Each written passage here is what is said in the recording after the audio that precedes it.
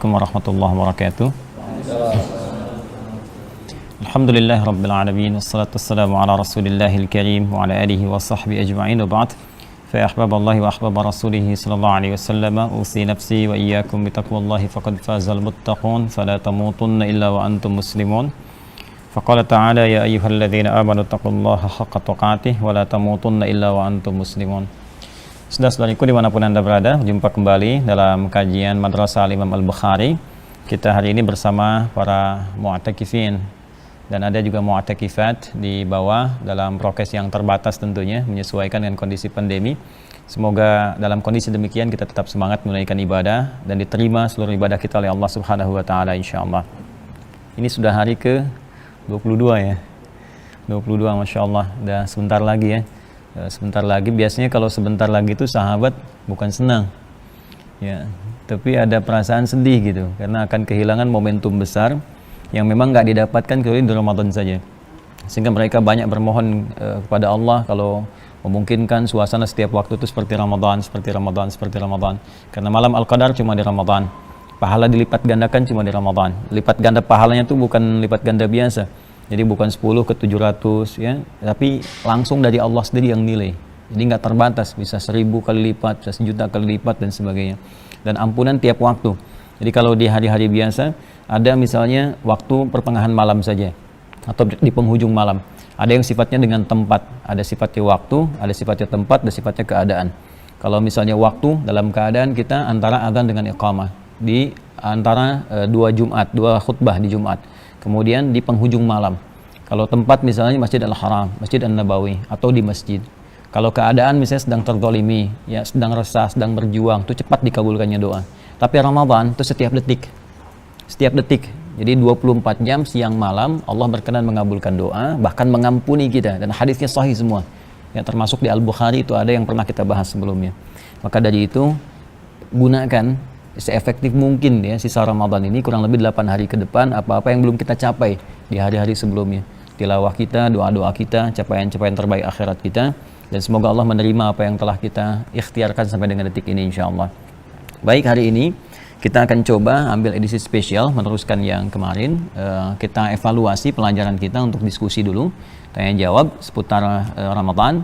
Dan saya ingin menepati janji kemarin, saya ingin tunjukkan beberapa kitab-kitab klasifikasi hadis. Kemarin kita belajar tentang 4 jenis ya kitab hadis kan.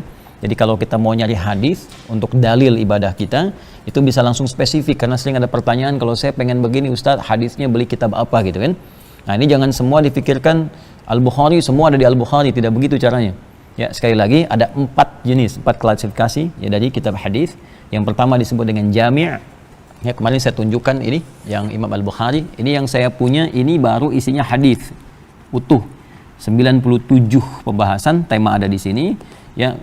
Ini baru hadisnya saja, belum ada syarah ya. Saya ada koleksi lagi 3 syarahnya, ada yang 4 jilid, ada yang 11-12 jilid ya. Yang paling populer yang 12 jilid, yang karya Ibnu Hajar Al-Asqalani, dikenal dengan Fathul Bari ya, karya Ibnu Hajar Al-Asqalani. Ini baru yang kitabnya saja. Nah ini kitab jami' namanya. Jadi jami' itu adalah kitab yang mengumpulkan hadis-hadis Nabi, berisi informasi yang komprehensif, sifatnya masih luas, aspeknya masih luas ya. Jadi disusunnya dengan bab-bab umum keseharian Nabi, diurutkan ada 97 bab, 97 pembahasan di Sahih Al-Bukhari ini. Jadi kalau Anda misalnya mau mencari tentang, saya pengen cari spesifik tentang iman misalnya kan, iman saya suka naik turun kayak lift ya, kalau lagi naik semangat ibadah, kalau lagi turun sholat fardu aja kadang terlambat. Nanti di sini bisa dibuka misalnya pembahasan khusus tentang tema iman. Di tema yang kedua, Kitabul Iman, ada 57 hadis. Nanti diajarkan kita oleh Nabi bagaimana caranya naikin iman dan jaga supaya nggak turun. Ya, Kitabul Ilmi misalnya kan di kitab yang ketiga. Ini spesifik sekali. Cara belajar bagaimana supaya cepat ingat, tidak mudah lupa. Kemudian juga bagaimana mengatur pola belajar. Sampai Nabi punya majlis untuk ibu-ibu di hari Senin. Ada kapan ngajar para sahabat kan. Nanti ada bab militer, ada bab pemerintahan, ada bab macam-macam. 97. Ini yang paling populer. Karena itu ini disebutnya Sahih Al-Bukhari itu singkatan. Ya, nama lengkapnya Al-Jami' Al-Musnad Al-Mukhtasar, ya Al-Jami' Al-Musnad As-Sahih Al-Mukhtasar min umuri Rasulillah sallallahu alaihi wasallam wa sunanihi wa ayyamihi. Nama lengkapnya itu. Ya, coba diulang. Ya karena kepanjangan disingkat kan jadi Sahih Al-Bukhari. Tapi nama kitab di dalam bahasa Arab itu bukan nama biasa, bukan hampa makna. Jadi menunjukkan kandungan isinya. Ya Al-Jami kitab saya ini isinya luas, temanya luas. Al-Musnad, tapi saya telusuri sumbernya terhubung kepada Nabi. As-Sahih, saya pastikan validitasnya. Al-Mukhtasar, ini nggak bertele-tele, isinya cuma hadis. Saya berikan keterangan sedikit kalau ada dari para ulama. Min umuri Rasulullah SAW terhimpun di sini yang bisa saya dapatkan dari semua hal yang terkait dengan Nabi yang mampu saya dapatkan. Ya, wa sunanihi wa ayyamihi, dan kesehariannya selama 24 jam. Jadi ini. Kemudian Imam Al-Bukhari punya murid dan tentunya kan ajalnya terbatas, ya beliau hidup meninggal dunia. Kemudian Al-Imam Muslim muridnya pun menyusun juga ya dengan metode yang sama dengan Al-Bukhari tapi lebih sistematis. Jadi kalau kita mau cari kitab jami yang lebih sistematis juga ya, nah nanti ada yang kedua namanya Sahih Muslim. Yang ini kitabnya. Ya, ini yang ada syarah Imam An-Nawawi, saya punya 9 jilid ya ini. Jadi yang ini teman-teman sekalian diantara tambahannya mengumpulkan apa yang Imam Al-Bukhari juga belum dapatkan karena saat beliau meninggal kan ini masih hidup jadi masih bisa nyari ya. Nah nanti di luar ini saya tidak datangkan ini kalau nggak cukup nanti mejanya. Jadi ini ada nanti kan meninggal, Imam Muslim meninggal, Al-Bukhari meninggal, hadisnya kan masih banyak ya karena keduanya punya keterbatasan, begitu meninggal ada yang belum sempat dikumpulkan maka muncul Imam Al-Hakim dari Naisapur. Nah ini masih wilayah Tantan tuh. Ya, ini kan beliau dari Uzbekistan. Imam Al-Bukhari itu nama aslinya Muhammad. Ingat, bukan Al-Bukhari namanya. Nama aslinya Muhammad bin Ismail, ya, bin Al-Mughirah bin Al-Bardazbah. Karena berasal dari kecamatan Ju'fah, disebut Al-Ju'fi, Kabupaten Bukhara, Al-Bukhari, Provinsi Khorasan, negara Uzbekistan sekarang. Nah, di Arab itu kalau kita ingin menisbatkan kepada tempat, ingin mengenalkan, ini saya nih dari Bukhara, Islam sudah sampai ke tempat saya, maka tidak dikenalkan dengan nama aslinya, dia kenalkan nama daerahnya. Ya, ana Al-Bukhari, saya dari Bukhara, Islam sudah sampai ke tempat saya. Makanya Syekh Nawawi dari Banten mengenalkan ana Nawawi Al-Bantani, ana Yasin Al-Padangi, ana Ahmad Khatib Al-Minangkabawi. Ya, misalnya ini ada Pak Zul ke Mekah, ana Zulkifli Hasan Al-Cipinangi gitu ya, Al-Lampungi boleh ya. Ya, atau nanti ada Pak Taufik Al-Pondok Kelapai gitu ya. Yang paling enak paling nggak enak tuh Jakarta, makanya bilangnya Al-Betawi gitu ya. Nah, itu Ambasador Kazakhstan. Kazakhstan ya di ini Tantan semua ini. Imam Muslim juga kemudian nanti ada ini Imam At-Tirmidzi. Ini sudah masuk ke bab sunan. Ya, kalau sunan itu kitab hadis yang disusun berdasarkan urutan fikih. Yang tadi saya lengkapi dulu, nanti muncul Imam Al-Hakim dari Naisapur, nah, sehingga dikenal dengan Al-Hakim Naisaburi. Ya, Hakim Naisaburi ini nanti ngarang kitab namanya Al-Mustadrak. Al-Mustadrak itu yang disusulkan. Jadi ketika Imam Al-Bukhari, Imam Muslim wafat, beliau keluarkan metodologinya. Kemudian dari metodologi ini dengan syaratnya, carilah hadis-hadis yang belum ditemukan oleh keduanya. Maka ketika ditemukan, beliau beri nama, dikumpulkan jadi satu kitab, diberi nama Al-Mustadrak, yang disusulkan dengan syarat-syarat ketat pada kedua kitab ini. Kemudian kitab Sunan, nah ini contohnya. Sunan ya. Sunan itu kitab hadis yang disusun berdasarkan tema fikih. Jadi kalau kita ingin mencari kebutuhan fikih, misal saya pengen cari tentang bab wudu, bab sholat, gitu kan, ingin spesifik ke situ, maka jangan cari kitab ini. Ini terlalu umum. Ya, Al-Bukhari Muslim terlalu umum. Ya, jadi persepsi kita kadang-kadang suka salah di masyarakat. Kalau bukan Al-Bukhari Muslim, nggak sahih gitu kan. Nah, itu kurang belajar ilmu hadis. Ya, kurang belajar gitu. Yang dimaksud di sini itu tema umum masih luas. Ya, jadi kalau kita ingin masuk kepada bab fikih, carinya kitab sunan ya, seperti ini. Ya. Sunan dalam pengertian fikih ya, hadis ya, bukan sunan dalam pengertian umum. Karena nanti ada sunan, ada sultan, itu beda.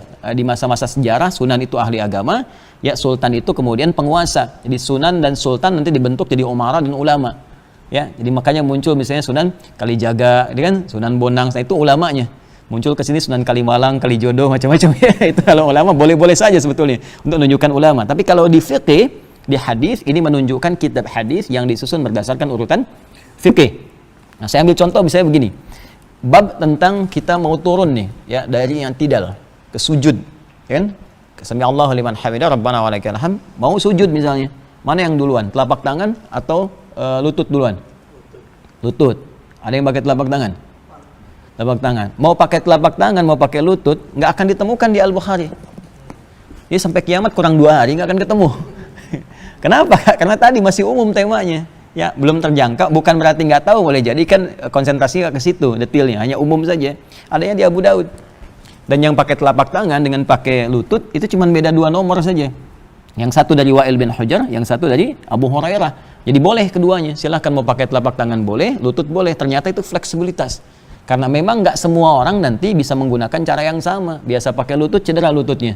Ya kan? Apa yang digunakan? Telapak tangan. Biasa pakai telapak tangan, ada masalah telapak tangan. Apa yang digunakan? Lutut. Ya, kalau nanti pernah ada orang yang agak ekstrim gitu kan, oh nggak benar itu kan, harus pakai telapak tangan saja atau lutut saja. Begitu bermasalah apa yang dipakai? Kan nggak mungkin pakai kepala duluan, kan? Jadi harus itu yang kita pahami bersama. Ini kitab sunan namanya. 50 tahun sekarang kadang-kadang pakai lutut. Kadang-kadang pakai lutut. Nanti kita bahas nanti sampai sana di bab sholat. Nanti masuk gitu ya. Jadi nanti kita bahas lah di sesi itu ya. Ini Sunan Abu Daud, ini ya kitabnya. Kemudian ada Sunan At-Tirmidzi, ini juga. Ini termasuk bagus juga Sunan At-Tirmidzi. Ini nama aslinya Muhammad. Ya, nama aslinya siapa? Muhammad. Ya, tumbuh berkembang di Tirmidz sehingga dikenal dengan At-Tirmidzi. Ya? Kemudian ada Sunan An-Nasa'i. Nah ini, ya kita tunjukkan ini. Nah, nanti di lain ini ada Mu'jam. Ya saya belum sempat datangkan. Mu'jam kitab hadis berdasarkan susunan periwayat. Kemarin saya sudah ceritakan panjang lebar. Kalau kita pengen anak kita seperti Ibnu Abbas, saya pengen Sayyidah Aisyah bagaimana kehidupan hariannya, berapa hadis diriwayatkan, maka buka kitab Musnad. Di situ ada koleksi-koleksi sahabat Nabi, berapa banyak meriwayatkan hadis. Ya seperti yang kemarin saya terangkan. Kemudian yang terakhir adalah kitab Mu'jam. Kalau kita ingin nyari tematik dalam hadis, saya pengen nyari tema ini, tema itu, ya. Kemudian urutan alfabetisnya seperti apa? Nah, itu cari kitab Mu'jam. Yang paling populer kalau Musnad Imam Ahmad, kalau Mu'jam At-Tabrani. Baik, itu janji saya sudah ditepati kemarin. Jadi sekarang mari kita masuk kepada inti bahasan. Izin teman-teman sekalian dimanapun Anda berada, saudara-saudariku, ini pertanyaan yang masuk kepada kita. Ada juga yang semalam, ada yang baru masuk. Nanti kita cair saja diskusi kita. Kita bacakan dari sini dulu. Nanti setelah itu kita buka dari sini. Barangkali teman-teman ada yang mau dikonsultasikan terkait dengan persoalan Ramadan. Nanti kita bahas dengan merujuk kepada hadis-hadis yang bersumber dari Nabi Sallallahu Alaihi Wasallam. Ini saya bacakan dulu. Nanti kalau ada yang mau jawab juga boleh. Baik. Dari Instagram. Bismillahirrahmanirrahim. Dari akun Rifki Mauliansah. Izin bertanya Ustaz, baik, manakah yang lebih baik, sholat tarawih ba'da isya berjamaah di masjid, apa sholat sendirian di rumah tapi dilakukan tengah malam?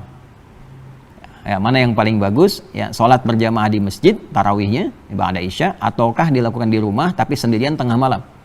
Ya, karena setiap pertengahan bulan Ramadan sampai akhir Ramadan, masjid di tempat saya selalu sepi jamaah karena banyak yang ingin melaksanakan tarawih di rumah sendirian tengah malam. Syukron atas jawabannya. Kira-kira gimana nih? Yang bagus gimana? Di masjid atau di rumah sendirian tengah malam? Dalilnya apa? Nih agama nggak boleh dikira-kira. Nanti kalau agama dikira-kira semua punya pendapat, kan? Kita kembalikan kepada keterangan Nabi Sallallahu Alaihi Wasallam. Ini kita bisa lancak di Al-Bukhari. Di Al-Bukhari ada kitab namanya Fadlu Qiyami Ramadan. Ya. Fadlu Qiyami Ramadan di halaman di sini 295 sampai 296. Nomor hadisnya 2010. Itu dari Umar bin Khattab radhiyallahu taala anhu, nanti sampai 2012 dari Sayyidah Aisyah radhiyallahu taala anha. Jadi kalau kita mulai di kitab ke-30 ya posisinya. Jadi ada 97 kitab, 97 tema disebut kitab di Al-Bukhari itu. Setiap tema punya sub tema disebut dengan bab. Nah ini ada tema terkait dengan siam, puasa, baik itu tarawihnya, itikafnya dan sebagainya. Itu nanti ada di kitab ke-30. Ya, tema ke-30. Setiap babnya nanti ada turunannya. Bab tentang ini nanti kita temukan tentang bab tarawih dan bab keutamaan tentang bangun malam. Nomor hadis 2010 halaman 296 kalau saya tidak keliru di kitab ini. Yuk kita bacakan dulu ya. Kita masuk ke nomor hadis 2012 dulu teman-teman sekalian, karena di sini nanti kronologisnya baru muncul kemudian hadis Umar bin Khattab. Ya ini betul ya. Saya bacakan. Ada yang bawa kitab ini? Yang anak-anak PKU? Ada santri PKU? Buka halaman 296. Ya paling kanan. Ada kitabnya. Coba bacakan nomor hadis 2012. Bismillahirrahmanirrahim. Qala haddatsana Yahya bin Bukair, haddatsana Laits an Uqail an Ibn Shihab, akhbarani Urwah anna Aisyah radhiyallahu anha. Oke, tahan di sini. Jadi yang terakhir ini, itu paling akhir. Ini yang mendapatkan sumber langsung dari Nabi. Jadi Al-Imam Al-Bukhari itu kan nggak pernah berjumpa dengan Nabi, ya kan? Beliau belakangan itu kan baru lahir, Nabi sudah meninggal dunia. Dari mana dapat info dari Nabi?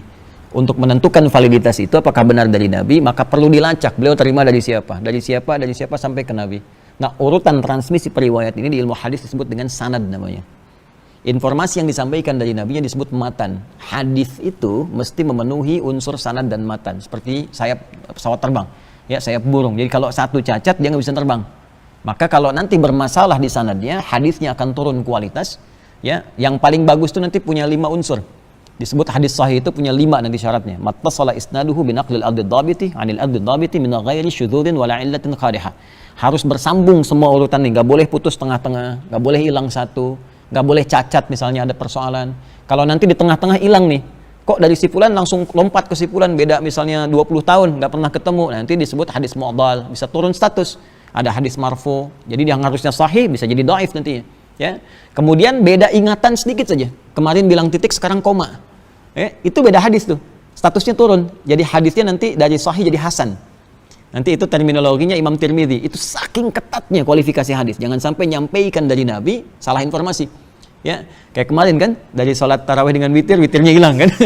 Berhenti nyampe sini cuman tarawihnya aja gitu. Informasi padahal sampai kan. Baik, jadi kalau misalnya kemarin bilangnya titik atau 1 menit kemarin titik sekarang koma, nah itu berubah. Nah, jadi nanti berkurang ingatannya disebut dengan dhabit namanya.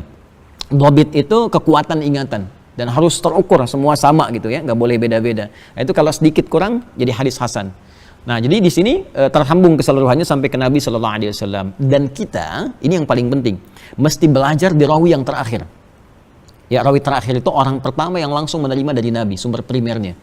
Nah, nanti dari orang-orang ini kita bisa kumpulkan, Imam Ahmad yang pernah kumpulkan di kitab Musnad namanya. Itu biasanya memberikan banyak inspirasi kepada kita.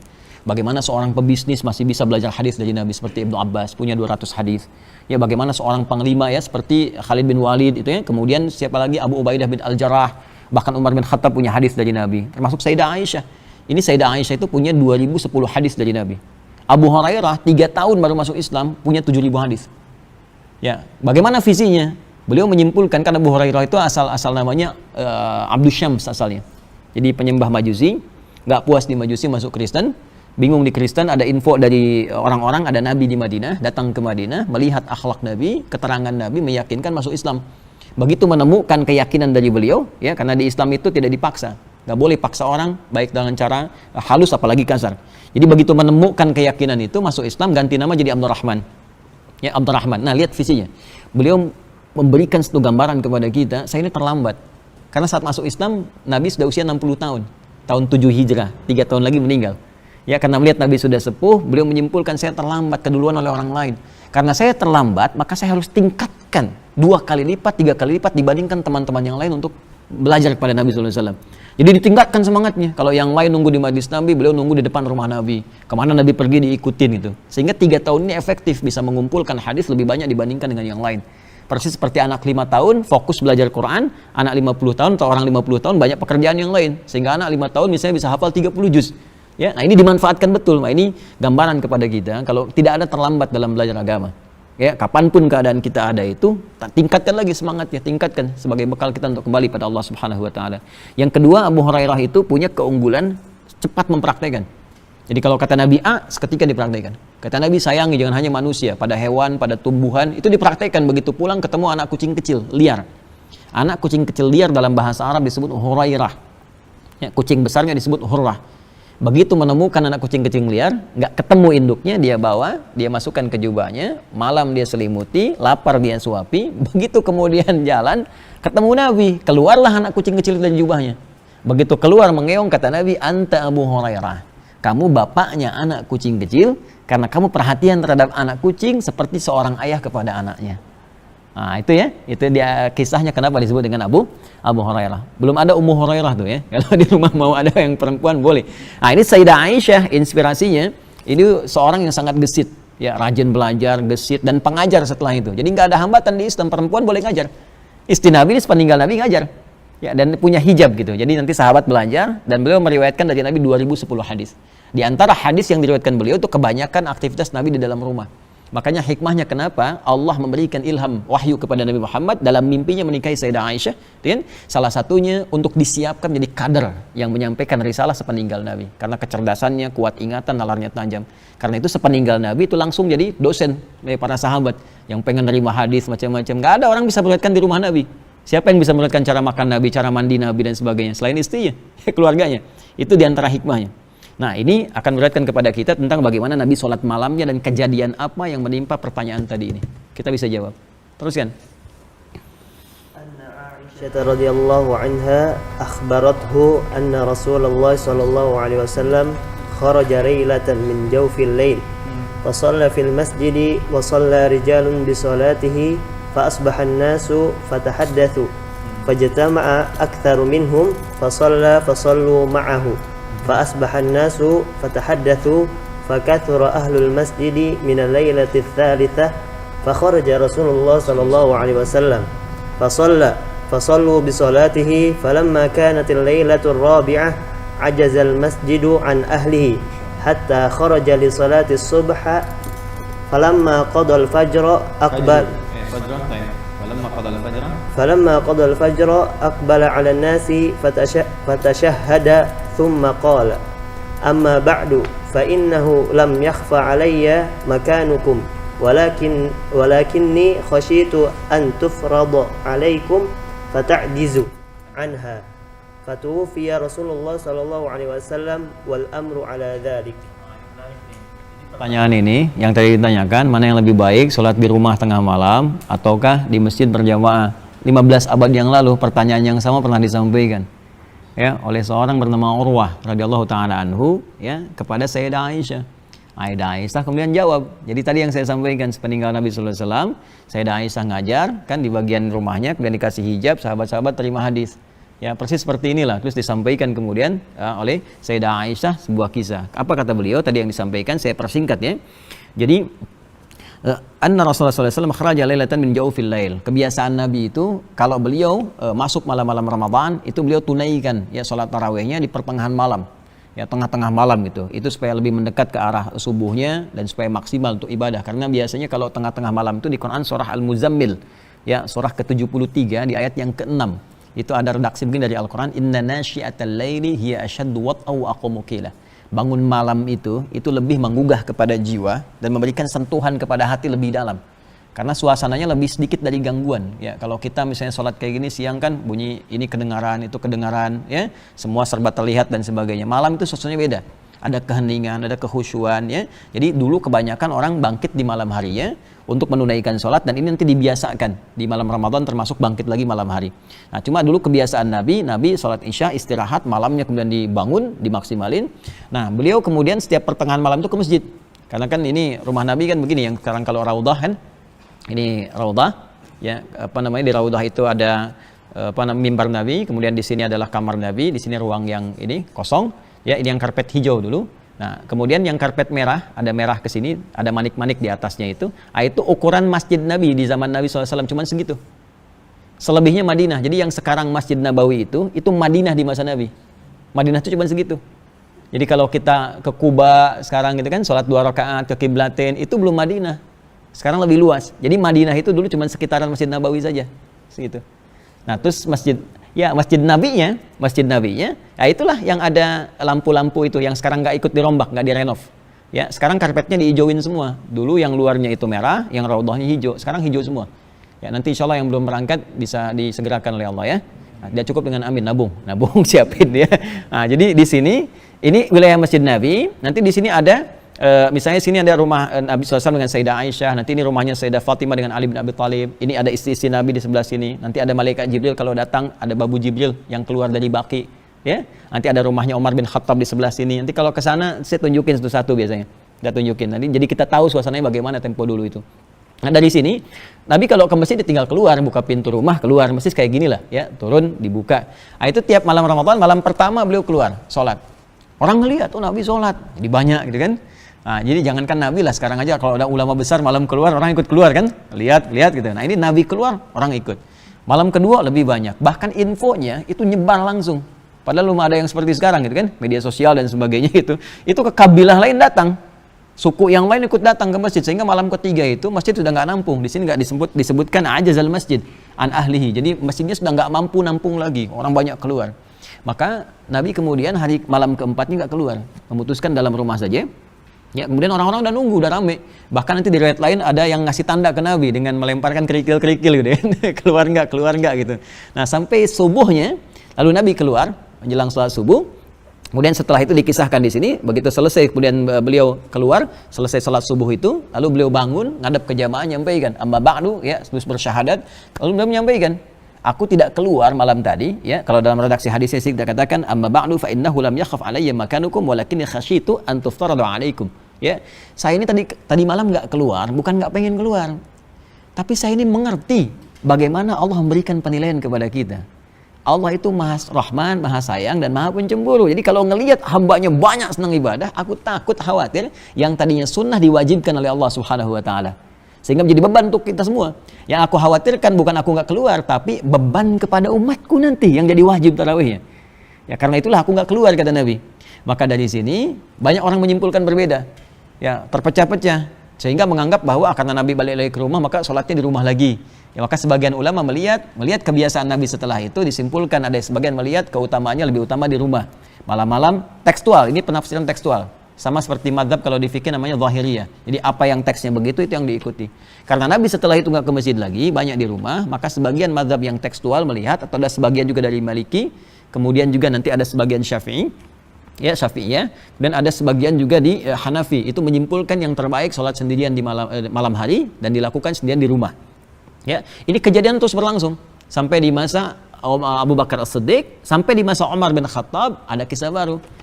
Nah, Umar ini termasuk di kalangan sahabat Nabi yang jenius. Jadi nanti ada beberapa kalangan sahabat Nabi yang jenius, itu nanti ada Umar bin Khattab, ada Ibnu Abbas radhiyallahu taala anhuma, Ali bin Abi Thalib radhiyallahu anhu, kemudian Amr bin As radhiyallahu taala anhu. Ya, jadi nanti termasuk Khalid bin Walid di militer. Jadi semua punya wakilnya. Ya, kalau kita gini, kalau misalnya di politisi itu Amr bin As. Nanti para politisi wajib belajar tuh, Amr bin As tuh luar biasa itu. Ya, nanti ada lihat kisahnya bagaimana. Kemudian kalau di ilmuwan Ali bin Abi Thalib. Ya, di pakar-pakar tafsir itu ada Ibnu Abbas radhiyallahu taala anhu. Kemudian kalau di militer Khalid bin Walid. Di bisnis Abdurrahman bin Auf. Jadi semua itu punya begawannya sendiri. Itu dahsyat itu. Nanti Imam Al-Bukhari ada teorinya di sini. Semua dibikin bab pembahasan. Misalnya di bisnis Kitabul Buyu', gimana caranya sukses cepat, berkah, dapat dunia akhirat. Ada di sini. Kitab militer ada, kitab pemerintahan, Kitabul Imar, ada semua di sini. Dan ini dipraktikkan di luar, di copy paste. Ya cuma nama Islamnya kan ya ada. Dan kita nggak boleh salahkan. Ya orang mau pakai kan, ya kita harus koreksi ke dalam diri kita sendiri kan. Kenapa kita yang punya, kita coba nggak praktekkan dalam nilai-nilai luhur kehidupan. Nah, saya mau kembalikan ke sini teman-teman sekalian. Jadi di masa Umar bin Khattab, Umar melihat. Ya, hadisnya pindah ke 2010. Ini yang mau saya bacakan. Ya, saya cepat bacakan saja. Qala wa 'an ibn Shihab an Urwah ibn Zubair an Abdurrahman an Abdul Qari annahu qala kharajtu ma'a Umar ibn al-Khattab radhiyallahu ta'ala anhu lailatan fi Ramadan ya ila al-masjid fa idha an-nasu awza'un mutafarriquna yusalli ar-rajulu li nafsihi wa yusalli ar-rajulu fa yusalli bi salati rahtu fa qala Umar inni ara law jama'tu ha'ula'i ala qari'in wahidin lakana amthal ثم عزم فجمعهم على أبي بن كعب ثم خرجت معه ليلة أخرى والناس يصلون بصلاة قارئهم قال عمر نعم البدعة هذه والتي ينامون عنها أفضل من التي يقومون يريد آخر الليل وكان الناس يقومون أوله. Paham? Belum. Nah, jadi di masa Umar, tadi saya katakan Umar itu jenius. Beliau bisa membaca konteks dari teks yang disampaikan. Ini maksudnya detailnya begini, ya tekstual atau kontekstual. Maka beliau baca, oh ini maksudnya kontekstual, kata Umar nih. Jalan beliau keluar ke masjid, kok sepi gitu. Sementara ini malam Ramadan. Dan masjid punya keutamaan, di Abu Daud kan disebutkan, orang ke masjid dapat 25 kebaikan, belum ngapa-ngapain. Jadi hadis ke masjid itu dahsyat ya. Kita baru datang ke masjid dengan niat ibadah, itu langkah pertama meningkatkan derajat, beri pahala. Langkah selanjutnya menggugurkan dosa-dosa kecil. Ya, sepanjang bukannya disengaja, yang harus ditobati. Sampai ke masjid dapat 25 kebaikan. Jarak satu kedua 500 tahun. Dua ketiga 500 tahun. Masuk sholat dapat 27. Zikir dapat pahala lagi. Ya, beda kan dengan sendirian, apalagi di luar masjid kan? Maka Umar melihat, nah asal tarawih ini, asalnya kan ditunaikannya di masjid. Nabi kan ke masjid. Ya kan? Cuman karena Nabi khawatir jadi wajib, bukan karena nggak boleh di masjidnya. Tapi karena dikhawatirkan karena Nabi masih hidup, turun wahyu, kemudian tarawih jadi wajib. Karena khawatir wajib, maka Nabi pindah ke rumah. Jadi pindah ke rumah ini bukan mengesankan, ya, menghindar dari masjid, tapi lebih karena sebabnya supaya tidak jadi wajib. Maka Umar menyimpulkan karena Nabinya sudah meninggal, nggak akan ada wahyu lagi. Karena itu Umar melihat akan lebih bagus dibalikin lagi ke masjid, seperti semula Nabi menunaikannya. Maka ditunjuklah imam pertama namanya Ubay bin Ka'ab radhiyallahu taala anhu, termasuk orang yang luar biasa, tim ad hoc di masa Nabi yang mengumpulkan wahyu bersama Zaid bin Thabit, ya, bersama Abdullah bin Mas'ud dan yang lainnya. Maka jadi imam itu awal mula pertama ditunjuk imam. Kata Omar, kalau ada yang nyebut saya bid'ah, ini bid'ah yang terbaik. Ini bid'ah yang terbaik. Nah, ini muncul bid'ah hasanah itu dari sini asalnya. Jadi kalau ada yang nyebut saya bid'ah, ini bid'ah yang terbaik. Padahal bukan bid'ah. Jadi ini mengandaikan saja. Kalau ada orang kurang ilmu nuduh saya bid'ah, maka ini bid'ah yang paling bagus. Ya Umar siapa? Sahabat Nabi, dekat dengan Nabi, mertua Nabi, disebut masuk surga tanpa hisab bersama Nabi dari 10 orang. Lantas ada orang menyebut bid'ah, itu kurang minum susu. Jadi kata Umar, ini yang paling bagus, maka dibalikinlah oleh Umar, maka sejak saat itu muncul seperti kebiasaan sekarang. Nah, Umar kemudian mengambil, kalau ada orang yang ingin santai, agak enak, agak nyaman, silahkan, boleh malamnya dia bangun, tengah malam. Kalau ditunaikan ba'da Isya pun silahkan. Maka Ubay bin Ka'ab itu mimpin ba'da Isya. Nanti ada yang bangun lagi malamnya, ada yang dia nggak ba'da Isya, ada yang malamnya kemudian dia tunaikan, ada yang kemudian kebiasaannya ditambah. Jadi ba'da Isya dia ikut, malamnya kemudian dia bangun lagi sholat malam. Seperti di Mekah kebiasaan sekarang ataupun di Madinah. Nah, dari sini apa yang kita simpulkan? Kita simpulkan dari pertanyaan yang tadi, di sini ada 3 hal yang harus kita pahami dari jenis sholat sunnah. Pertama, sholat sunnah itu, teman-teman sekalian, itu ada 3 jenis. Ya, 1, ada yang bisa berjamaah, ada yang tidak berjamaah. Ingat itu ya, ada yang berjamaah, ada yang tidak berjamaah. Jadi jangan semua dijadikan jamaah. Misal, yang tidak berjamaah rawatib, tidak berjamaah, ya kan? Sholat duha, tidak berjamaah. Terus sendiri-sendiri, ya, jadi yang terlampau soleh misalnya kan ikut, kecuali anak-anak lah, anak-anak misalnya sekolah yang belum balik dilatih itu nggak ada masalah, ya. Kemudian ada yang sifatnya ditunaikan dengan berjamaah. Contoh, sholat 2 hari raya, Idul Fitri, Idul Adha, itu kan sunnah berjamaah. Kemudian tarawih, ya tarawih, termasuk qiyam malam hari itu, ya diambil tadi tahajud, ya sebagian tahajud nanti ada penguat di Abu Daud nomor hadis 1367.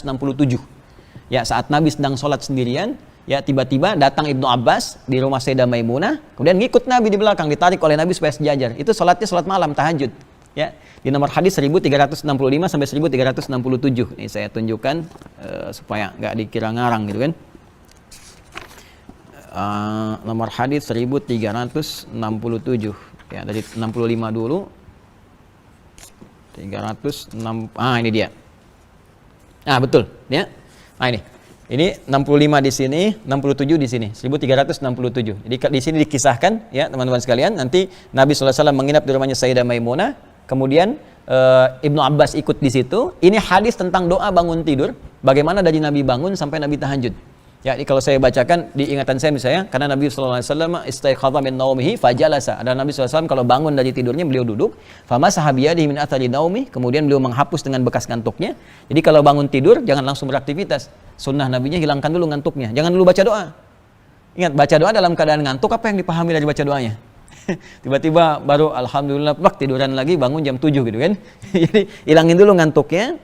Setelah itu baca 10 ayat terakhir di surah Ali Imran, baca doa bangun tidur, kemudian dhahaba ila syinnin mu'allaqah, pergi ke tempat tertutup berwudu, lalu menunaikan sholat. Disitulah datang Ibnu Abbas. Ya, jadi begitu datang, beliau menyampaikan, saya sholat di samping Nabi, ditarik oleh Nabi sejajar, lalu Nabi sholat 2 rakaat, kemudian 2 rakaat sampai witir 1. Ini yang asalnya sholat malam formulasi 2-2-2-2 ujungnya 1 atau 3. Asalnya di sini di Abu Daud. Ya, kalau yang formulasi 4-4-3 itu di Al-Bukhari, riwayat Sayyidah Aisyah. Adalah Nabi SAW kalau di rumahku, di rumah Sayyidah Aisyah bersama Sayyidah Aisyah itu salatnya 4 kemudian 3. Kalau di rumah Sayyidah Maimunah 2 kemudian 1. Ini petunjuk kepada kita kalau jadi imam lihat makmumnya.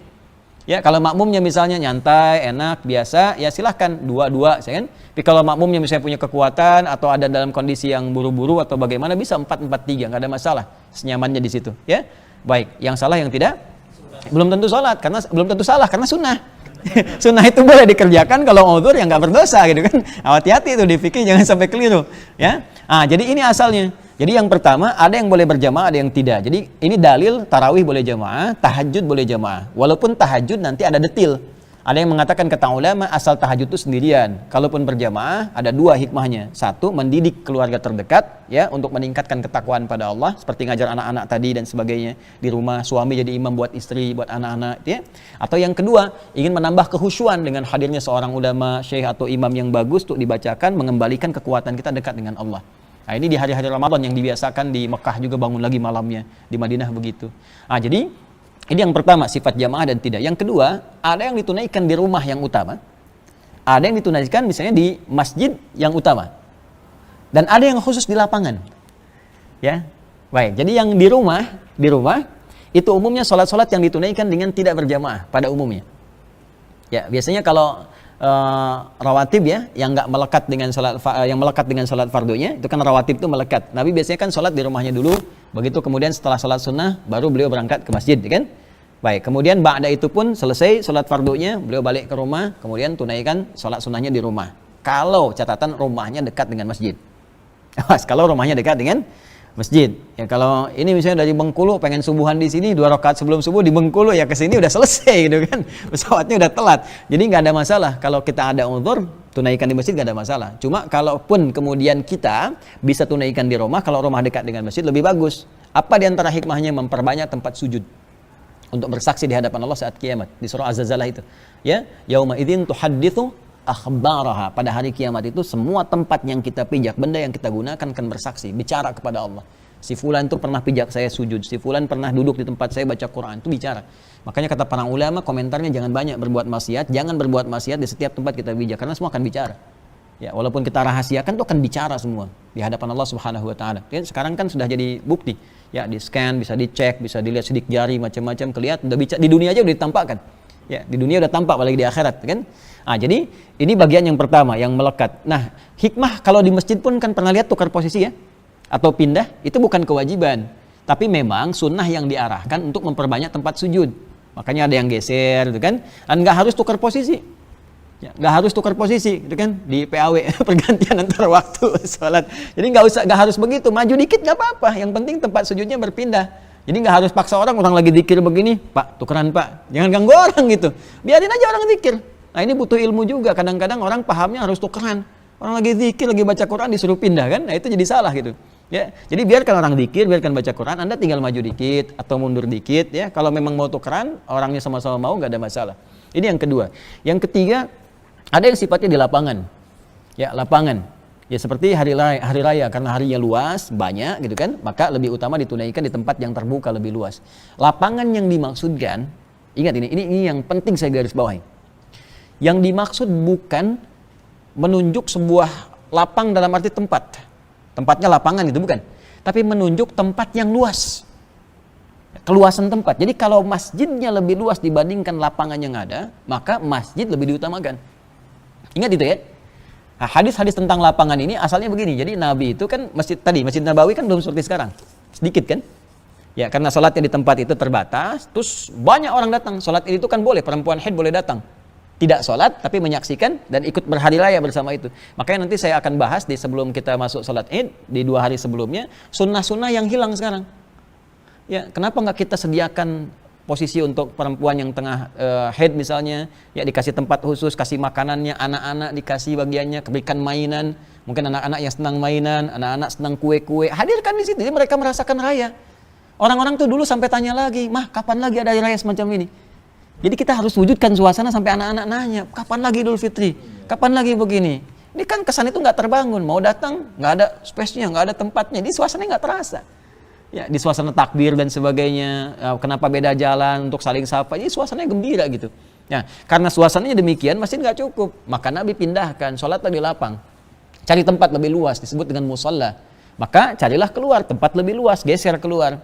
Nah, kalau hujan, kata Nabi di Al-Bukhari, balik lagi ke masjid. Ya ikut sholat ikut, kalau hujan, maka sebagian kasih ini isyarat, kalaupun ada mendung atau apa, boleh pasang tenda, gitu kan, untuk memperluas. Tapi lihat, coba cek di Madinah sekarang. Masjid Nabawi halamannya dengan masjid lebih luas dibandingkan lapangan bola yang ada di situ. Makanya Idul Fitri, Idul Adha sholatnya pada di masjid. Jelas ya? Di Masjidil Haram sholatnya pada di masjid. Kenapa? Karena tempatnya lebih luas dibandingkan dengan lapangan yang ada. Nah ini yang tidak melulu harus tekstual. Jadi ada di sebagian tempat kalau nggak di lapangan nggak sunnah ini kan ya. Padahal masjid halamannya alisan ini ke depan lebih luas dibandingkan dengan lapangan depan. Ada lapangan pingpong, ada lapangan bulu tangkis. Ini halaman lebih luas. Maka kalau sudah ada keluasan di masjid dengan areanya lebih luas, maka itu diutamakan dibandingkan dengan ke lapangan yang lebih sempit. Jelas ya? Baik. Nah dari sini kita simpulkan pertanyaan tadi baru kita jawab. Saya bisa jawab dengan cepat tadi itu begini. Tapi saya ingin tunjukkan kami belajarnya begini. Ya jadi dalil sini, ambil sini, kumpulkan semua, baru dirumuskan jadi satu, baru keluarlah produk dalil. Jadi fikih itu produknya. Untuk merumuskan itu ada ilmu, ada usul fikih, ada qawaid fikih, ada dasar bahasa dan sebagainya, baru keluar ini. Maka apa jawaban dari pertanyaan ini? Jawabannya kalau bisa dilangsungkan di masjid dengan berjamaah, dengan konsepsi seperti sekarang di Masjid Nabawi, di Madinah, ya, ataupun di Mekah, atau seperti kita sekarang di sini, itu lebih bagus karena pahala lebih banyak didapatkan. Ya, pahala ke masjid, pahala intikaf, pahala bagus malam harinya sholat, kan? Dan berjamaah sifatnya pahala meningkat lebih. Tapi kalau misalnya ada hajat-hajat spesifik atau kondisi di masjid tidak kondusif seperti terlalu cepatnya bacaan yang tidak sesuai standar. Ya, standar paling cepat, boleh cepat, namanya hadar. Ya, jadi ada 3 jenis metode cara bacaan Quran di tajwid, 1 hadar, kedua tawassut, ketiga tiwal. Hadar itu menjadikan semua mad itu 2 harakat. 2 harakat itu 1 detik. Kalau saya sekarang ngajarnya pakai detik. Ya, kalau harokat orang tanya, 2 harokat tuh misalnya pakai doma, pakai fathah gitu. Maksudnya panjang. 2 harokat tuh harokat yang begini, tambah 1 lagi. Jadi panjang. Kalau 4 harokat, harokatnya 4 jadi lebih panjang. Begitu saya hitung ketukan ternyata detik yang paling enak. 2 harokat tuh 1 detik. Jadi kalau 4 harokat misalnya itu 2 detik. 6 harokat 3 detik. Jadi kalau kita baca Bismillahirrahmanirrahim ke Alhamdulillahirrabbilalamin, jedaknya misalnya 2 harokat cuma 1 detik. Bismillahirrahmanirrahim. Alhamdulillahi Rabbil Alamin. Ya, kalau kita mau jadikan 4 harakat, maka 2 detik. Bismillahirrahmanirrahim. Ya, Alhamdulillahi Rabbil Alamin. Nah, 2. Ya, 6 harakat, 3 detik. Nah, jadi kalau kita mau ambil yang paling standar, hadar cepat namanya, jadikan semua bacaan madnya yang panjang-panjang semua cukup 1 detik saja, kecuali mad wajib muttasil. Mad wajib muttasil itu yang ada huruf hamzah di satu kalimat seperti ulaika, maka jadikan 5 atau 6 harakat. Itu saja. Ya, saya baca misalnya Al-Fatihah ya. Kalau kita mau jadikan cepat kurang lebih begini. Bismillahirrahmanirrahim. Alhamdulillahirabbil alamin. Arrahmanirrahim. Maliki yaumiddin. Disambung wasal boleh. Bismillahirrahmanirrahim. Alhamdulillahirabbil alamin. Arrahmanirrahim. Maliki yaumiddin. Iyyaka na'budu wa iyyaka nasta'in. Ya, dan harus tertib. Tertib itu jangan yang 1 detik, yang 2 detik. Bismillahirrahmanirrahim. Alhamdulillahirabbil alamin. Arrahmanirrahim. Maliki yaumiddin. Nah, itu enggak boleh. Ya, harus tertib. Nah, kalau hadarnya sebatas itu enggak ada masalah. Ya, mad jaiz bisa dibaca 2 harakat. Walladzina yu'minuna bima unzila ilaika wa ma unzila min qablik wa bil akhirati hum yuqinun. Ya, karena wajib muttasil baca 5 harakat atau 6 harakat. Ulaika ala hudam mir rabbihim wa ulaika humul muflihun. Boleh. Jadi dapat ayatnya lebih banyak. Jadi ini ada yang keliru nih. Sekarang kebanyakan imam rata-rata itu ngejar lagu. Lagunya dibanyakin, yang dibaca ayat cuma 1. Sementara pahala itu yang dikejar setiap huruf kan 10. Makanya imam dulu lagu nggak bagus-bagus nggak apa-apa, yang penting sesuai tajwid, ayat dibanyakin. Yang sekarang lagu dikejar, ayatnya dikit. Jadi pahalanya dapat dikit, lagunya yang banyak. Ya. Nah, jadi makanya kalau mau pakai hadar, boleh. Kalau di luar standar itu yang bahaya. Ya. Amin. Allahu Akbar. Jadi 23 rakaat 7 menit. Anda bisa kebayang nggak orang 11 rakaat 1 jam, ini 23 rakaat 7 menit. Itu dari mana datangnya gitu ya. Nah, ini yang banyak disoal kemudian. Jelas ya, jadi kalau di masjid kondisinya seperti itu, maka kita pelan-pelan. Jangan bersikap jelek dulu, kan? Jangan langsung udah simpulkan, ini begini, tak. Ini orang belum tahu. Kalau belum tahu diberitahu, bukan dimarahi. Fikirnya begitu, orang belum tahu diberitahu.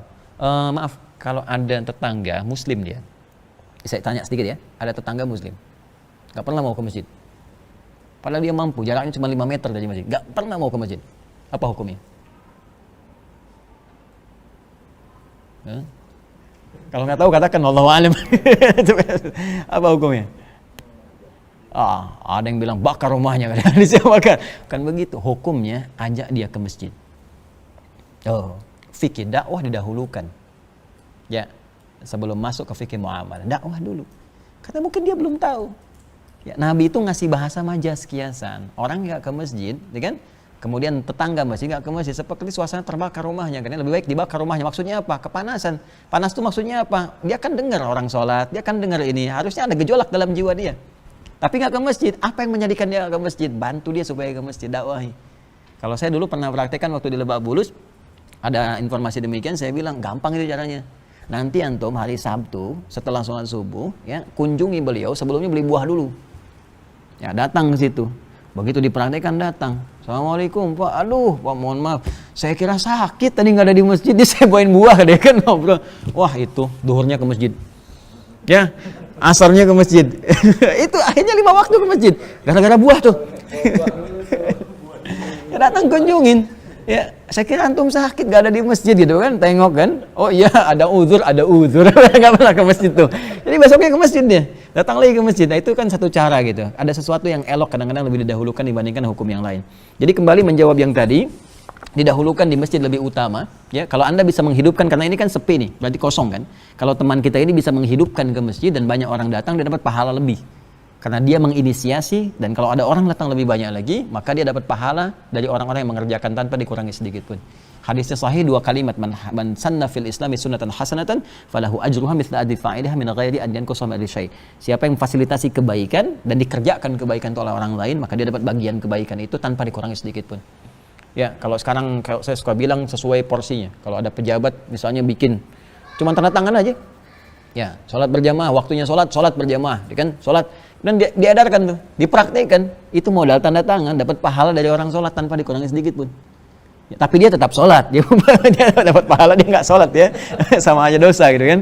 Nah ini baru satu nih kita jawab ya. Nah kalau kita mau jawab pakai fikih begitu, tapi kalau kita mau jawab pakai singkat-singkat ya kita bisa katakan ke masjid lebih utama, selesai, gitu kan? Nah, kalau nggak cocok silahkan di rumah kan selesai gitu. Tapi kita nggak tahu konstruksinya seperti apa. Ini gambarannya demikian. Ayo dari sini ada yang mau didiskusikan? Silakan, Asman. Bismillahirrahmanirrahim. Assalamualaikum warahmatullahi wabarakatuh. Salam. Ustaz, di bulan Ramadan ini kan banyak keutamaan untuk berinfak, sedekah, dan juga ada kewajiban untuk berzakat, ya. Termasuk sebelum Hari Raya Idul Fitri nanti zakat fitrah. Nah, saya mau bertanya, ada sebagian orang mungkin yang karena satu dan lain hal gitu ya menyatukan semuanya gitu, zakat, infak, sedekah pokoknya disatukan. Secara kalkulasi singkat ini insya Allah lebih gitu ya. Yang pertama apa hukumnya? Pertanyaan saya yang pertama apa hukumnya menyatukan itu semua? Kemudian pertanyaan yang kedua adalah kadang-kadang ada perbuatan baik kita gitu yang tidak sengaja, mungkin tidak sempat gitu membuat niat yang proper gitu ya. Kemudian niatnya itu di akhir atau membuat statement di akhir. Itu dianggap sedekah saja, itu dianggap infak saja, itu dianggap apa misalnya. Apa hukumnya kita memberikan statement pada tindakan yang sudah dilakukan duluan? Baik, itu 2 pertanyaan. Baik, yang pertama kita akan petakan dulu. Jadi ada pengumpulan yang disatukan, zakat, infak, sedekah, kan? Kemudian dikumpulkan, diberikan dalam satu yang bersamaan, satu waktu yang bersamaan. Ini pun nanti detailnya ada 2 kasus. Kasus pertama adalah ada sementara orang berpandangan kalau Ramadan itu meningkat, pahalanya, banyak pahalanya sehingga dia kumpulkan yang zakat harus jatuh di bulan sebelum Ramadan, dia tunda ke Ramadan, kan? Atau ada kasus yang dimajukan saat Ramadan. Kasus yang kedua nggak ada kaitan dengan itu, pokoknya dia keluar di Ramadan misalnya atau di luar Ramadan, yang penting dia kumpulkan. Nah saya jawab dari yang kedua dulu supaya lebih umum tadi dari apa yang ditanyakan. Kalau kita menyatukan sifatnya sama, maka nggak ada masalah. Tapi kalau yang kita satukan sifatnya berbeda, maka harus didetilkan. Ya, zakat, infak, sedekah, termasuk salat, termasuk haji, umrah itu punya satu nama dalam syariat disebut sedekah. Jadi kullu ma'rufin dalam fikih, setiap kebaikan itu disebut dengan sedekah. Jadi sedekah itu sebetulnya asal mula untuk menunjuk setiap kebaikan yang dikerjakan dalam konteks syariat. Ya, sedekah itu asalnya sesuatu yang benar. Ya, jadi kenapa kita menunaikan salat? Karena menunjukkan kebenaran iman kita di hadapan Allah. Menunjukkan bahwa zakat itu benar, menunjukkan bahwa baca Quran itu benar, disebut dengan sedekah.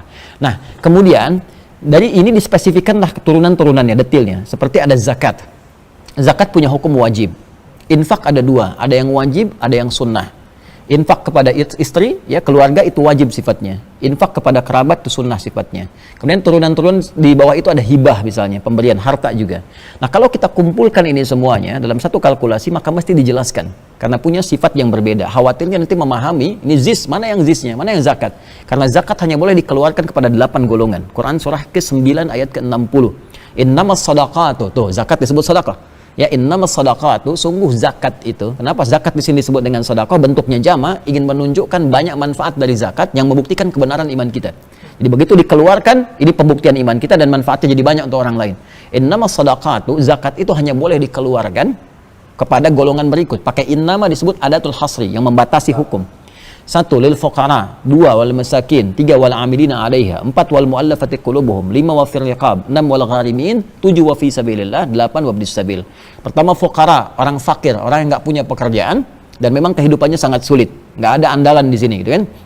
Maka ini golongan pertama diutamakan. Kedua miskin. Miskin punya pekerjaan tapi penghasilannya enggak mencukupi kebutuhan dia, kebutuhan pokoknya.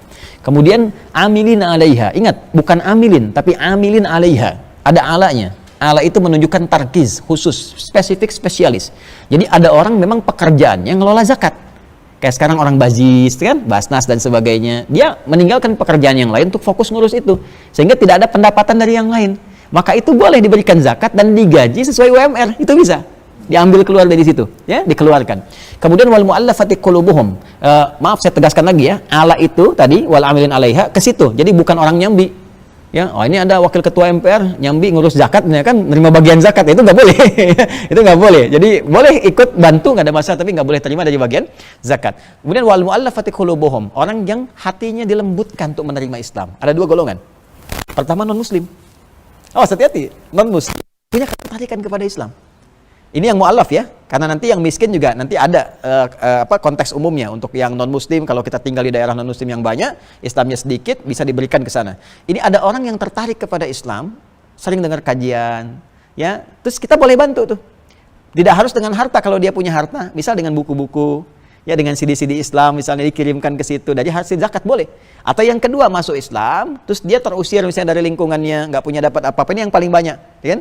Maka dibantu dari bagian zakat, mu'allaf. Wal gharimin, orang yang terlilit utang piutang. Tapi ingat, kalimatnya menggunakan gharimin, bukan dain. Di Quran ada dua, dain dengan gharim. Dain di Quran surah kedua ayat 282. Ya ayyuhalladzina amanu idza tadayantum. Dain itu konteks hutang dalam konteks muamalah. Ya seperti kredit motor, kredit rumah gitu kan, utang piutang ini. Nah itu nggak boleh bayar zakat tuh kredit motor. Ya, bayar zakat tuh kredit rumah ini nggak boleh. Ya, gharim itu adalah utang yang dihasilkan dari dedikasi terhadap suatu nilai kebaikan, khususnya pada nilai-nilai syariat atau konteks universal yang luas. Bangun madrasah, tadinya punya kesuksesan di pekerjaan, terus dia support untuk bangun madrasah, support bangun sekolah misalnya. Tiba kemudian ini belum jadi, bisnisnya bangkrut, ada ujian. Terus malah dia terlilit utang piutang misalnya. Nah, ini boleh disupport dari zakat, ya, untuk melunasi utang-utangnya, ya, atau membantu bagaimana utangnya bisa diringankan. Itu boleh, ya. Kemudian wafir riqab, ini sudah nggak ada. Ya, ini dulu masih ada perbudakan di zaman Nabi sallallahu alaihi wasallam, maka dibantu lewat zakat itu supaya merdeka.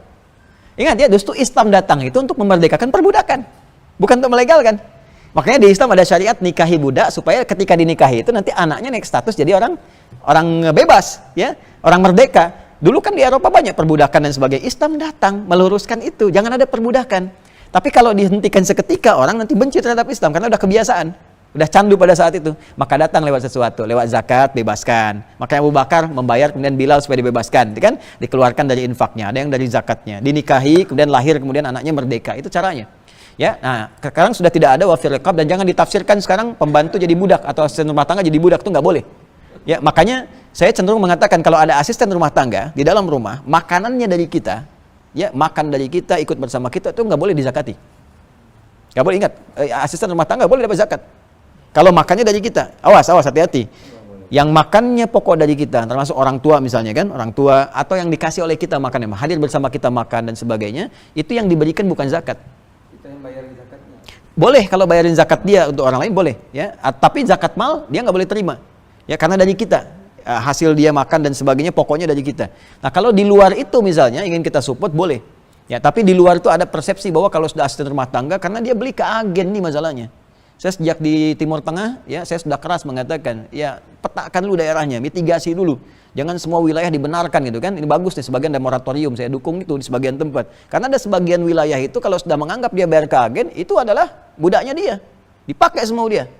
Bahkan sebagian tempat tuh ada yang kalau nggak melayani dilaporkan kepada otoritas, dituduh mencuri ini, mencuri itu. Makanya orang dikatakan, kamu kalau nggak layani saya malam ini, saya potong besok tangannya, saya laporkan. Nah, itu yang seperti itu maka dipetakan. Kalau saya sekarang ngasih pelatihan dulu, dulu masih ada BNP 2 TKI ya. Dulu itu. Jadi kalau saya masih di Tripoli itu seminar dengan kedutaan, saya sampaikan, Pak, di Quran itu ada Arab, ada Arab. Itu beda. Wilayahnya tidak sama. Maka kalau pengen kirim misalnya tenaga kerja kita keluar gitu kan, ya duta investasi kita dan sebagainya keluar, itu ya duta devisa ya, istilahnya kan kalau ada pahlawan devisa disebutnya. Itu harus dipetakan wilayahnya mana. Ya, nggak semua wilayah Arab itu harus dikirim ke situ, tidak, petakan, mitigasi dulu di mana tempatnya. Kalau wilayah kota boleh. Tapi kalau sudah masuk ke wilayah Arab, itu hindari. Asyaddu kufra wa nifaqa. Jadi karakternya keras, ya sulit dikendalikan dan sebagainya. Itu perluasan ya. Kemudian fisabilillah itu ada yang meluaskan, tidak hanya dalam konteks ada tugas militer untuk berjihad, tapi juga luas yang senafas dengan itu. Seperti Quran surah 9 ayat 122 yang belajar di luar, ya, anak-anak kita yang belajar yang kuliah, khususnya yang belajar agama dan sebagainya, itu boleh kasih beasiswa. Ya dari zakat. Boleh, Bazdas boleh keluarkan. Boleh. Sah, Bazdas boleh keluar. Itu ayatnya kan senafas, turun untuk bisa memberikan hukum sama dengan orang berjihad tatkala tidak ada tuntutan militer, tuntutan perang. Bahkan ketika ada tuntutan perang pun kata Nabi jangan semua keluar karena ayatnya turun. Wa makanal mu'minuna liyanfiru kafa. Jangan semua turun ke medan perang. Nanti kena resiko semua. Falaula nafara min kulli firqatin minhum ta'ifatun yatafaqahu fid din, ta'ifatun yatafaqahu fid din. Yatafaqahu fid din wa liyunziru qaumahum idza raja'u ilaihim la'allahum yahdharun. Mesti ada orang yang sebagian konsentrasi untuk belajar, dan nyata sekarang ayat ini. 15 abad yang lalu. Ayat ini memberikan kesan bahwa di masa yang akan datang ada kebutuhan intelektual lebih tinggi. Mungkin boleh jadi peperangan akan berubah konteksnya. Jadi perang pemikiran, perang tulisan, perang informasi, perang macam-macam. Mesti ada yang pintar menjawab. Sekarang kalau Islam banyak disoal, ya lewat tantangan pemikiran, jawabnya mau pakai apa? Semua agama sama, menuju pada Tuhan yang sama, cuman caranya beda-beda. Jawabnya mau pakai apa? Ya kalau kita nggak bisa, repot. Ya sekarang persoalan tauhid nih, itu ayat yang turun tegas, fa'lam, Quran surah 47 ayat 19, fa'lam annahu la ilaha illallah. Persoalan menetapkan Allah sebagai Tuhan saja, kata Allah, kamu mesti punya ilmu supaya kamu yakin Tuhan kamu Allah. Nanti kalau kamu ditanya kenapa pilih Allah bukan yang lain, jawabnya apa? Itu yang dasar saja, yang pokok.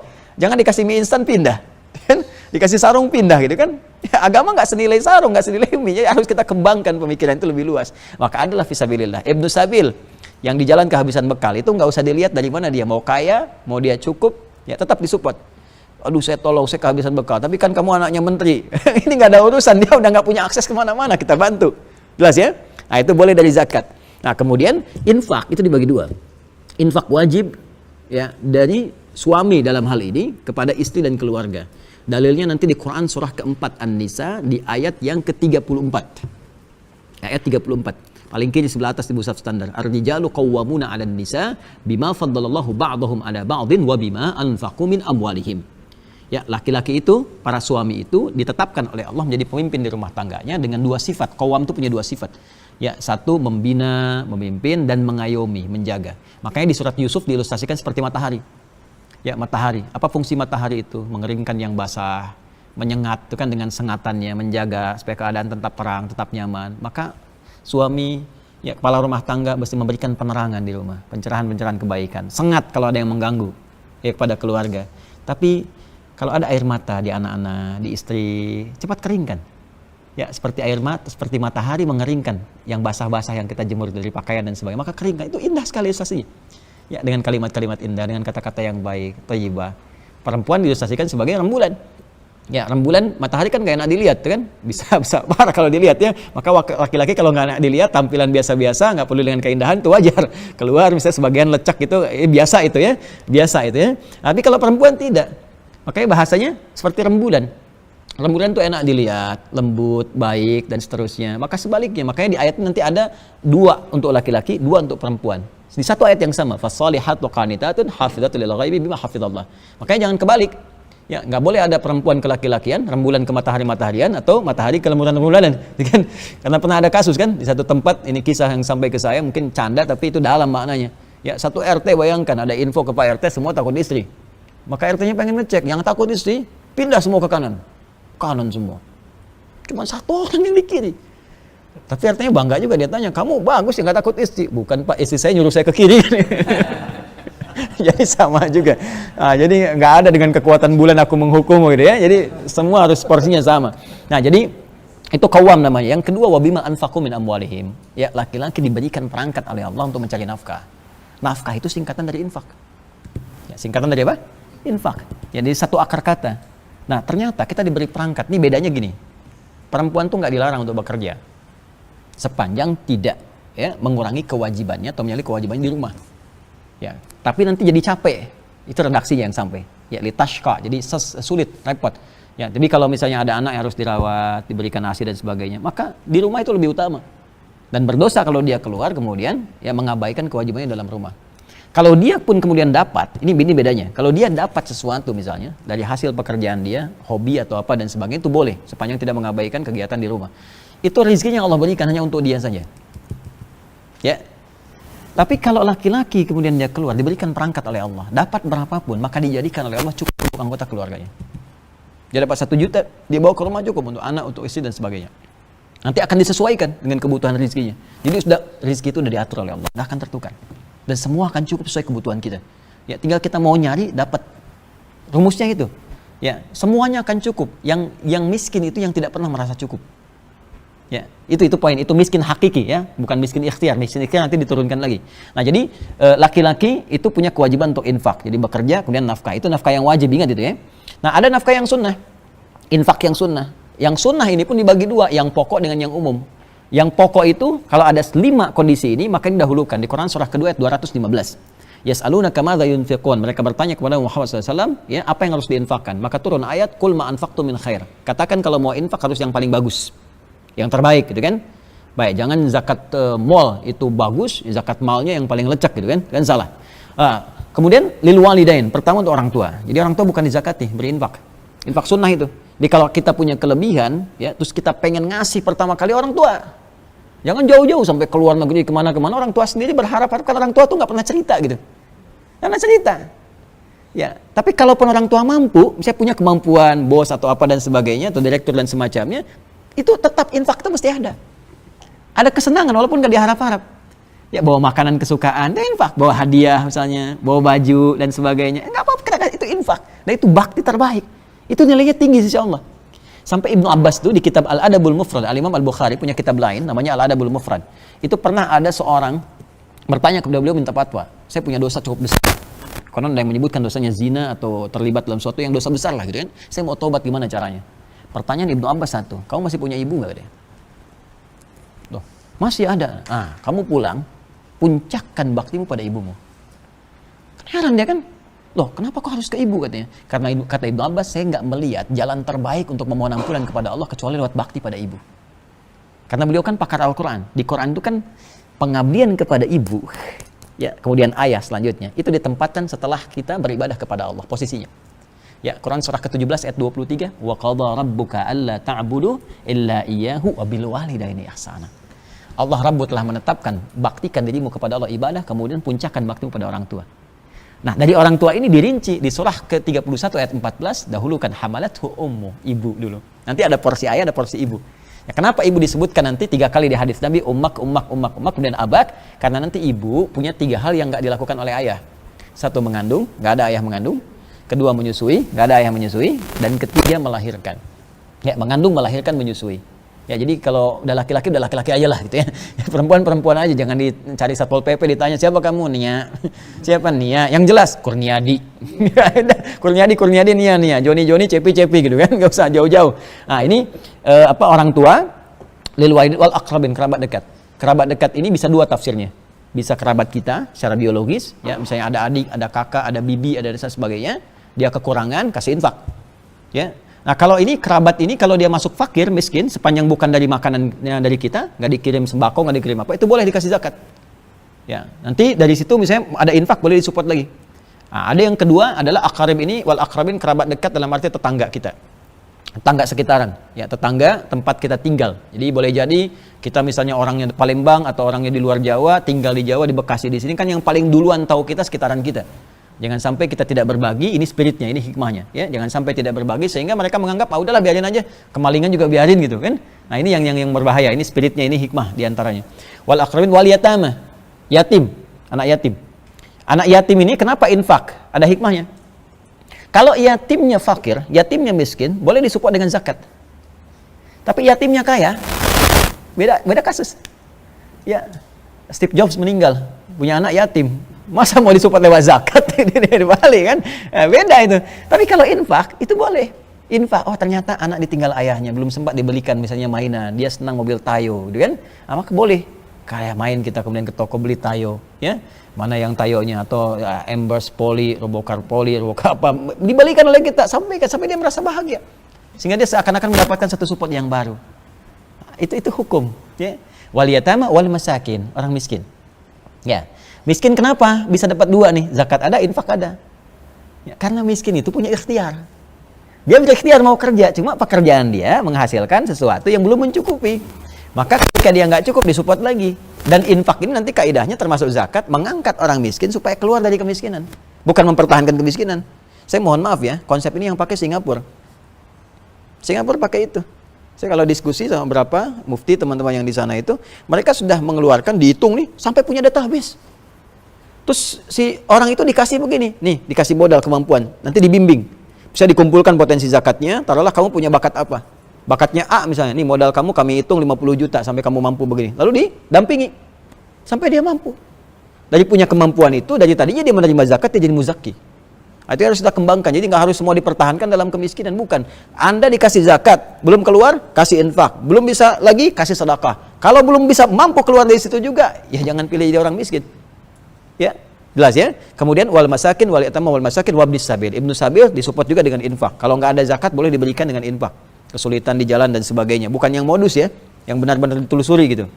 Nah, itu infak yang sunnah. Kemudian di atas itu ada yang fisabilillah yang tadi, yang keluar misalnya kita tadi kayak mau infak ke Palestina, ini kan? Yang sedang dalam suasana yang sulit, infak ke rahinnya, infak ke Syria dan sebagainya, itu masuk fisabilillah. Itu nanti dari dalil umum di Al-Baqarah ayat 261. Masalul ladzina yunfiquna amwalahum fisabilillah kamathali habbah. Ya, orang-orang infak di jalan Allah. Makanya suka ada duta Palestina kan di sini. Ya, imam-imam apa dan sebagainya itu sudah sebagian salurkan. Enggak apa-apa kita mau kasih. Nah, cuma jangan sampai begini, kasih keluar kita ke sana, sementara orang tua sendiri nggak dapat, kerabat sendiri nggak dapat. Itu mesti ada keadilan di sini. Ya, jelas ya? Nah, kemudian ada bagian yang ketiga, ini yang sifatnya umum, sedekah umum, kayak hibah, kayak apa, sifatnya umum saja. Nah, kalau kita mau jadikan satu, kalau bercampur hukum wajib dengan sunnah, jelaskan, yang ini yang wajib porsinya sekian. Misal tadi saya 10 juta, saya satukan jadi satu. Jelaskan kepada penerima, misalnya DKM atau siapa. Katakan, Pak ini 10 juta, yang zakatnya 5 juta. Ya, saya gabungkan jadi satu, selebihnya infak dan umum Pak. Silakan Bapak, sesuaikan saja di situ seperti apa. Itu sah, boleh. Tapi kalau kita jadikan satu 10 juta tanpa kita jelaskan, Pak ini dari saya Pak gabungan zakat dengan ini, tapi nggak tahu berapanya, khawatirnya salah nanti menyalurkannya. Nanti zakat dipakai untuk infak, masuk ke situ, yang tidak harus menerima jadi menerima. Makanya saya suka menyampaikan kalau dalam konteks kotak infak pun, ya di luar itu, saya suka katakan kepada DKM itu, tolong tuliskan di situ. Ini kalau zakat di sini, kalau infak. Ya, jadi jelas orang kalau mau naruh tuh tahu dia. Kadang-kadang kan dia suka ada yang berpikir umum saja karena awam, zakat masukin ke situ. Ada yang demikian. Dan sebetulnya infak itu sifatnya materi, tidak harus uang. Bahasa Qur'annya dan hadis detailnya nggak harus uang. Bisa makanan, bisa pakaian, pokoknya yang terbaik. Itu saya sampaikan di New Zealand itu prakteknya ada food donation. Jadi di masjid itu enggak, kotaknya bukan cuman kotak uang, ada kotak makanan. Ya, kentang, orang masukin kentang ke situ apa gitu ya. Tapi sesuaikan lubangnya, jangan antum mau infak beras di sini kotaknya kotak uang sih gitu ya. Itu boleh makanan. Ya, bahkan yang paling diajarkan lebih hebat lagi, wah itu kalau di hadis itu luar biasa lah. Ya, pernah dengar nggak? Ada hadis ini.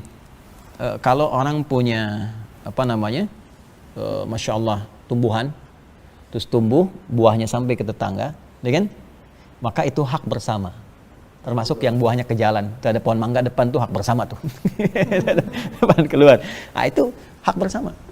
Jadi jangan tunggu dia minta izin. Kalau dia izin beritahu. Ya, jadi kalau kita misalnya ada tetangga, even tuh non muslim, mas, even tuh non muslim. Bukan cuma Islam, even itu non muslim. Itu hadis satu ya. Jadi begitu kita punya rambutan, buahnya ke tetangga, dia non muslim, ketok pintunya, sampaikan. Bu, Pak, mohon izin, ini ada rambutan. Ya saya tahu punya Bapak kan. Ya memang rambutannya punya saya pohonnya. Tapi yang bagian masuk ke Bapak itu hak kita bersama. Silahkan nikmati. Kalau sudah merah apa silahkan ambil saja. Kok bisa begitu? Ya masa Pak saya punya buahnya, Bapak cuma lihat saja atau Bapak kebagian sampahnya. Ya, dari mana aturannya? Al-Quran yang mengajarkan saya begitu. Rasulullah yang mengajarkan saya begitu. Silahkan ambil. Ah, Masya Allah kan, luar biasa tuh. Besok-besok dia kan sudah senang kan. Dia nggak tahu ayam kita main ke tempat dia. Dia kira sama kayak rambutan kan, dia ambil aja gitu. Itu indah. Apalagi belum kaidah begini tentang makanan kan. Siapa yang masak makanan baunya sampai ke tetangga, maka bagilah dia walaupun hanya kuahnya. Tapi awas tuh, terlalu kencang bilangnya kuahnya tuh ya. Jangan salah tafsir. Jangan Anda makan ayam, opor Anda makan ayamnya, kuahnya dibagi tetangga, bukan begitu. Maksud hadis ini walaupun Anda masak cuma kuah saja. Bagi supaya dia nggak salah paham. Wah, masak opor nih nggak bagi-bagi gitu kan. Padahal yang Anda masak apa? Misalnya bacem, tempe, bumbu opor kan bisa kan? Bagikan, atur porsinya. Tapi apakah hadis itu mengatakan kalau tetangga Anda muslim saja? Tidak. Kan ada yang Kristen, ada yang Hindu saudara kita, sebangsa setanah air. Ya, ada yang Hindu, ada yang Buddha, datangi. Ketok rumahnya. Ya, begitu kita ketok, kita sampaikan. Ini ada makanan, mudah-mudahan bisa dibagi. Oh, Anda baik sekali. Bukan baik, Rasulullah yang mengajarkan saya berbagi. Masya Allah. Besoknya bisa ketok, bisa pakai salam Pak. Assalamualaikum, udah salam tuh. Ya ada apa Pak? Cuma mau tanya apakah Rasulullah sudah ada membagi lagi gitu. Ada lumayan tuh udah sampai situ. Nah, jadi itu kurang lebih Mas Fahad ya untuk yang pertama. Kalau sifatnya sama boleh umum. Ya infak semua gitu. Kemudian untuk yang disatukan ini, apakah di Ramadan atau di luar Ramadan, ada juga kejadian yang tadi saya petakan di awal gitu ya. Jadi kalau dia menarik ke depan itu boleh. Misal, keluarnya harusnya Syawal. Dan tolong ya, kalau zakat khususnya, dihitungnya pakai Hijriah. Jangan pakai Masehi. Hijriah. Makanya saya kalau ada sesuatu yang kira-kira zakat mal, saya terima kapan nih? Ya, Hijriahnya. Misalnya sekarang Ramadan, tanggal 22 Ramadan, berarti nanti keluarnya Ramadan lagi tanggal 22. Ya. Kenapa? Kalau pakai Masehi, nanti Hijriah lebih cepat 14 hari. Kalau kita punya kebiasaan rutin seperti itu, ternyata nanti terakumulasi, bisa jadi nanti ada zakat yang tak terbayarkan kalau dihitung. Ini yang kejadian kasus di Brunei dengan di Emirat waktu itu. Dihitung kembali, akhirnya harus bayar lagi gitu yang selama ini terakumulasikan. Ya, itu pakai Hijriah. Kalau kita tarik ke depan, misal keluarnya Syawal harusnya, tapi kita pengen bayar di Ramadan, itu boleh. Ya, tapi kalau kita akhirkan, harusnya keluar Rajab bulan ke-7. Kita karena pengen ngejar pahala banyak, misalnya orientasi umum, pengen Ramadan saja, ditarik ke depan, dimundurkan. Nah, itu yang dilarang. Ya, itu tidak diinginkan oleh para ulama. Dia khawatirkan nanti, pertama, kita kan nggak bisa memastikan ajal. Satu. Yang kedua, hak orang tertunda. Zakat itu kan hak orang. Kewajiban kita, hak orang lain. Ya, seperti kita gajian ditunda ya nanti Ramadan supaya saya keluarnya banyak pahala. Mau nggak nerimanya? Kerjanya di bulan Rajab dapat pahala, dapat gajian di bulan Ramadan. Pak, mana gajiannya? Entar Ramadan sekalian saya dapat pahala banyak. Kan nggak bisa begitu kan? Nah, jadi itu gambarannya seperti itu ya. Jadi kalau kita majukan boleh, kita mundurkan tidak diperkenankan. Ya, kecuali kalau kita ada kondisi-kondisi yang sifatnya bukan wajib, ya, seperti infak, seperti anggaran umum yang tahu kita Ramadan nanti itu sah-sah saja. Ya, yang terakhir tadi tentang yang kalau kita berbuat baik. Oh, niatnya kemudian diakhirkan. Baik, itu juga berdasar kondisi. Saya ambil dalilnya dulu ya. Dalil yang pertama adalah Al-Bukhari hadis yang pertama dari Umar bin Khattab Abu Hafs qala Nabi sallallahu alaihi wasallam innamal a'malu binniyat. Semua perbuatan bergantung kepada niatnya. Baik, kemudian Nabi juga menyampaikan di hadis lain umatku akan dibangkitkan berdasarkan niatnya. Maksudnya dibayar pahalanya oleh Allah, diberikan kebaikan oleh Allah, ya dinilai oleh Allah itu berdasarkan niatnya masing-masing, bukan berapa banyak dia mengerjakan sebuah perbuatannya. Nah, niatnya dibagi dua. Niat yang harus awal, pokok mengiringi sebuah ibadah. Biasanya ibadahnya wajib, yang pokok. Ya, contoh misalnya apa?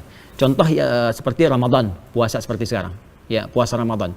Kemudian niat sholat yang wajib, yang pokok. Itu harus di awal. Jadi ditujukan di awal. Ya, kita kalau sudah masuk subuh, lewat subuh, kita baru niatkan saya mau niat puasa Ramadan. Sebagian ulama menganggap tidak sah. Ya, menganggap tidak sah. Jumhur mengatakan tidak sah karena niat itu rukun yang awal untuk menunaikan puasa. Ya, bahkan kalau ada orang misalnya, mohon maaf ya, ini biasanya suka ada pertanyaan seperti ini. Bagaimana kalau suami istri misalnya berhubungan seksual malam harinya, terus tiba-tiba bangun menjelang subuh sebentar lagi. Ya, mana yang dahulukan, mandi atau kemudian dia sahur dulu? Nah, secara fikih dahulukan sahur. Karena sahur itu syaratnya tidak harus suci. Boleh sahur, ya, tapi tentunya cuci dulu tangan apa gitu kan, kemudian dia makan dan berniat pada saat itu. Dia niat. Baru setelah itu dia mandi, walaupun dia terlambat subuhnya misalnya, tidak ikut jamaah di masjid, ya, atau misalnya jamaah berdua di situ, itu sah dilakukan. Jangan sampai mandi dulu, begitu mandi terlambat, nggak sahur, nggak niat didahulukan. Ya, sholat juga sama, terutama sholat fardu. Ya, fardu itu harus bersamaan kata Imam Syafi'i di Kitab Al-Um, ya muqtarinan bitakbir. Jadi begitu kita bertakbir, Allahu Akbar, di hati kita kemudian arahkan. Kemana sholatnya ini? Jadi tadi saya sebenarnya sholat zuhur kan, Allahu Akbar, saya berniat sholat zuhur 4 rakaat. Ya, sebagai imam atau sebagai makmum lillahi ta'ala karena Allah subhanahu wa ta'ala. Karena kita orang Indonesia, kita katakan demikian. Orang Arab mengatakan di hatinya, usalli fardhu dhuhri 4 rakaat mustaqbil qiblati ala lillahi ta'ala atau imaman lillahi ta'ala. Oke? Ini kasus yang nanti dilafadzkan, lafadz itu bukan niat. Ingat ya, tapi karena ada kasus tertentu, orang susah kemudian mau khusyuk, susah, ada gangguan dan macam-macam, maka ulama pada saat itu kepadanya untuk kasus anda ini, kiaskan kepada niat haji, niat umrah yang dilafadzkan karena berjuang untuk mendapatkan kekuatan besar, maka dia lafadzkan itu. Dan secara psikologis itu memberikan kekuatan besar, dan teorinya dipakai oleh orang Jepang, ditiru oleh orang Korea.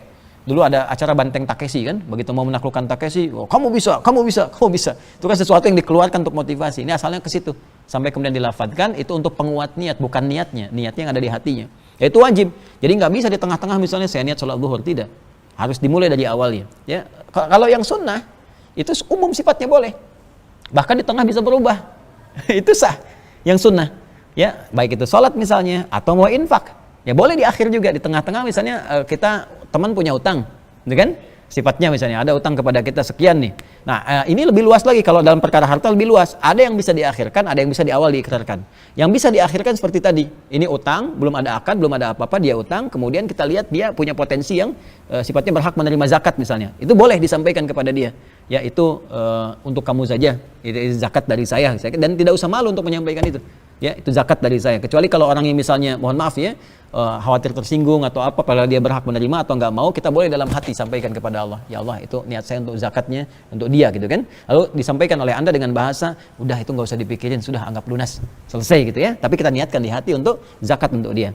Untuk infak boleh, ya. Tapi ada hal-hal yang kalau dia dikerjakan, sifatnya harus di awal. Ya, seperti apa misalnya niat terkait dengan haji karena mengumpulkan harta. Jadi ada ibadah fisik seperti sholat, ada ibadah harta seperti zakat, seperti infak, ada ibadah harta dan fisik. Ya, seperti haji. Haji itu mengumpulkan di awal. Jadi hartanya ada, fisiknya ada, dan diniatkan di awal ketika kita saat miqat.